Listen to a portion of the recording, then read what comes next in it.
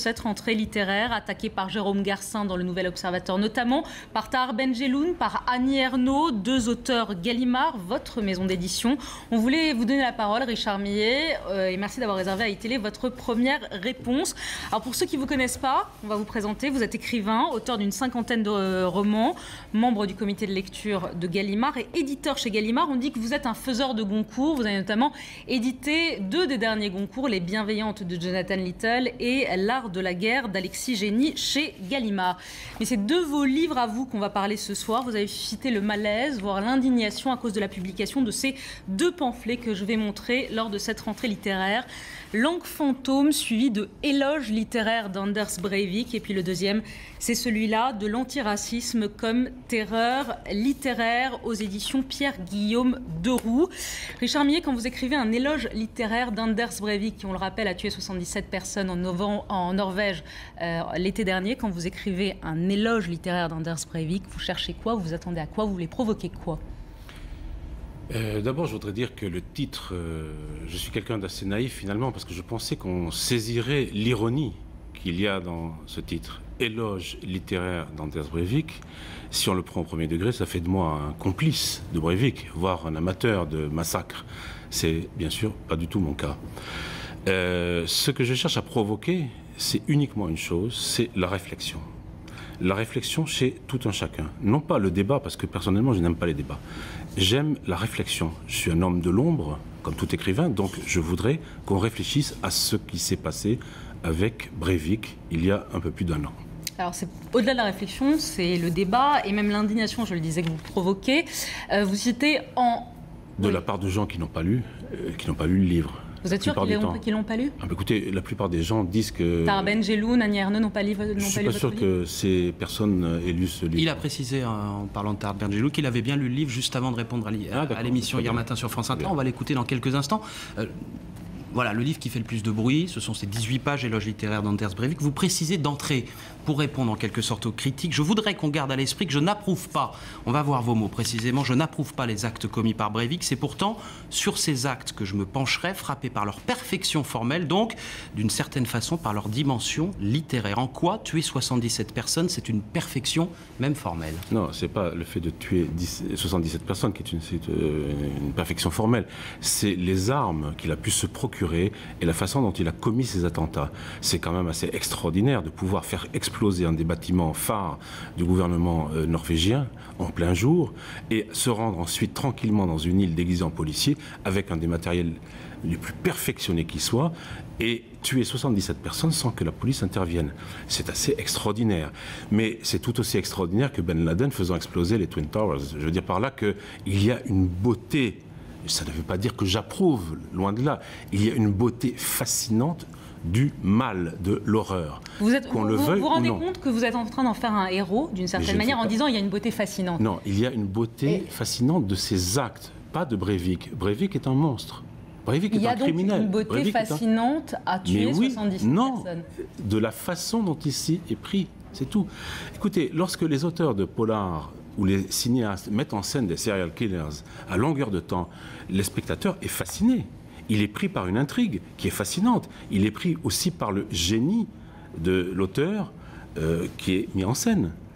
Pourquoi d'un seul coup, avec Breivik, on ne peut pas parler de ça? Et je le condamne à plusieurs reprises aussi à l'intérieur du texte. Breivik, je veux dire, pour moi, ce n'est pas un personnage très intéressant. Alors on va écouter Tahar Benjeloun qui réagissait sur France Inter hier, si vous le voulez bien, qui est, donc on le rappelle, un auteur de Gallimard où vous travaillez. J'étais un peu habitué à son délire raciste, mais là, il va beaucoup plus loin parce que, bon, c'est une question de quantité. Breivik, il a tué 77 personnes. Ça veut dire que la littérature ne peut pas tout? La littérature doit prendre la plume, mais pas pour être du côté des criminels et des salauds. Moi, ça me gêne beaucoup qu'il soit là, franchement. Et je suis d'accord avec Annie Ernaux qui déclare hier dans Le Monde qu'il faut qu'il s'en aille, enfin qu'il faut que c'est pas possible qu'on coexiste dans une même maison, qui a des valeurs, qui a des principes, c'est une maison quand même de qualité, qui a prouvé, et qu'on ne peut pas distinguer la technique et la morale, parce que lui a une technique d'éditeur. Bon, il fait bien son travail, mais en même temps, il a des pensées qui sont nauséabondes. Voilà, du côté des criminels et des salauds, il vous demande à mi-mot de quitter la maison Gallimard. D'abord, est-ce que vous avez eu le grand patron Antoine Gallimard au téléphone? Il est injoignable ces derniers jours. Est-ce que vous avez pu, vous, lui parler? Non, pas du tout. Mais est-ce que vous allez quitter Gallimard? Non, je ne peux pas répondre à ce genre de questions. Je suis ici en tant qu'écrivain, pas en tant qu'éditeur. Je tiens absolument à rappeler que je suis un écrivain. J'ai agi en écrivain, un peu comme Dostoïevski parle de Netchaïev, mais Netchaïev en scène dans Les Démons. Je ne sache pas qu'on ait fait un procès à Dostoïevski et qu'on lui demandait de quitter sa maison d'édition pour avoir mis en scène des monstres dans Les Démons, des criminels. Vous voyez, c'est un procès extraordinairement étrange. Quant à me traiter de raciste, ça c'est la tarte à la crème. C'est d'ailleurs la raison pour laquelle j'ai écrit cet autre livre de l'antiracisme comme terreur littéraire, dans lequel je démontre qu'au fond, l'accusation de racisme aujourd'hui est aussi insignifiante et courante que celle qu'on adressait il y a 40 ans à ceux qui n'étaient pas communistes. On le traitait de fachos. On va en parler. Raciste, c'est exactement on va en parler justement et on va citer je vais vous lire un extrait de votre ouvrage sur le racisme. Mais donc, vous n'avez pas envie de quitter les Gallimard pour l'instant, c'est sur cette réponse. Mais je ne vois pas pourquoi je quitterais Gallimard. Enfin, Gallimard est une maison dans laquelle vous avez eu la coexistence de Malraux, de Drieux-La Rochelle, d'Aragon, de Claudel, de Gide. Souvenez-vous, Gide, revenant du RSS, écrivant son retouche à mon retour de RSS, se faisant traiter de je ne sais quoi par les communistes. Enfin, voilà. Est-ce que vous ne pensez pas qu'Antoine Gallimard va exiger à un moment ou à un autre votre départ? Mais nous verrons bien. Vous verrez bien. Alors justement, je vais lire un passage de ce livre-là. Ainsi, constatant que je suis le seul blanc dans la station de RER Châtelet-Léal à 6h du soir, ou déclarant que je ne supporte pas de voir s'élever des mosquées en terre chrétienne, ou encore trouvant que prénommer à la 3e génération ses enfants Mohamed ou Rachida relève d'un refus de s'assimiler, c'est-à-dire de participer à l'essence française, tout cela ferait de moi un raciste. Vous êtes raciste? Écoutez, à votre avis? C'est pas à moi de répondre. Racisme, pour moi, veut dire la chose suivante. Racisme veut dire croire en une hiérarchie des races. Croire donc qu'il y a des races supérieures et d'autres qui sont inférieures. Ceux qui ont prôné ce genre de choses, c'était les nazis, les idéologues nazis du Troisième Reich. Je ne me sens aucune affinité particulière avec eux. Bon. Moi, j'aime les races, je le dis aussi dans ce livre, j'aime les races pour ce qu'elles sont. J'aime qu'il y ait des autres, j'aime les frontières, j'aime les individus, j'aime ailleurs. Je n'aime pas l'idée d'un immense village global, parce que global veut dire totalisant, donc veut dire fasciste, veut dire toutes ces choses qui me font horreur. J'aime aller chez l'autre.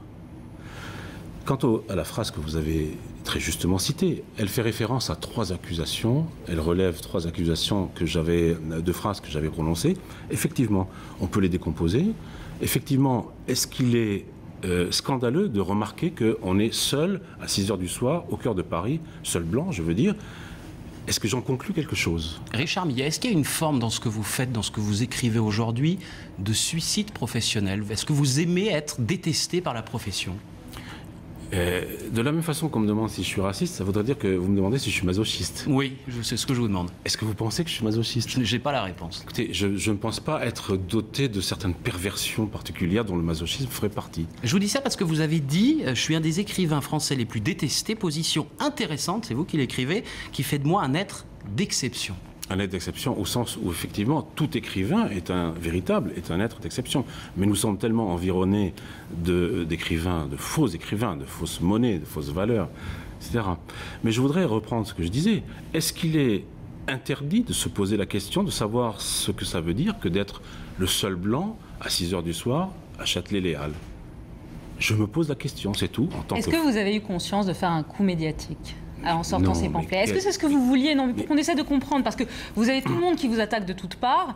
Dans votre propre maison d'édition, qui est une des plus réputées, vous avez 2 auteurs réputés qui vous demandent de partir. Est-ce que c'est ce que vous cherchiez? Est-ce que c'est le coup médiatique? Et est-ce que ça marche, puisqu'on vous invite et qu'on vous donne la parole? Écoutez, je pense plutôt que, oublions les choses insignifiantes qu'on a entendues sur moi, qui sont des chiens de garde qui aboient comme d'habitude. Ce qui est plus intéressant, c'est que probablement, à travers ce texte sur Breivik, qui peut-être effectivement contient un titre finalement malheureux, puisqu'il ne passe pas. Vous le regrettez, ce titre? Non, je ne le regrette pas. Je regrette qu'il ne soit pas entendu comme ironique. Donc ça veut dire que ça ne passe pas. Donc voilà, et si je pouvais, je changerais peut-être, je modifierais légèrement. Mais bon... Est-ce que je ne touche pas quelque chose dans la société française à travers ce texte dont toute personne ne veut parler véritablement? C'est ça la question que je me pose. Ce flot de haine qui s'abat sur moi m'étonne. Ça ne mérite pas ce que j'ai Vous écrit. avez reçu des témoignages de soutien depuis que la tempête a commencé, d'intellectuels, d'hommes politiques? La politique, non. Non, d'intellectuels, oui. Oui. Vous pouvez nous donner leur nom ou Non. ils ont préféré rester discrets? Non, il y a des noms, mais tant qu'ils ne m'ont pas autorisé, il y a des noms importants, mais tant qu'ils ne m'ont pas autorisé à les divulguer. Il y a par exemple ce soir dans le blog de Pierre Assouline la première lecture, je pense, avec le papier de Jérôme Dupuis, la première tentative de lecture intelligente de ce que j'ai écrit. Est-ce que vous regrettez l'émotion que ça suscite, tout ça? Je déteste le scandale. Ça fait 30 ans que je publie, j'ai une 60aine de livres derrière moi, c'est la première fois que je me retrouve devant ce flot de haine. Ça ne m'intéresse pas beaucoup, c'est pas très intéressant, c'est un peu fatigant. Une toute dernière question, Richard Millet. Est-ce que vous êtes un écrivain d'extrême droite? Écoutez, je ne sais pas ce que ça veut dire, extrême droite. Je n'ai jamais voté de ma vie. Je ne suis pas inscrit sur les listes de droite. Je n'existe pas politiquement. Je suis un écrivain tout court. Voilà. Extrême droite, je n'ai jamais milité nulle part. Je ne sais pas très bien ce que ça veut dire. Merci Richard Millet. Merci à vous pour ces explications en direct sur iTélé. Merci d'avoir réservé.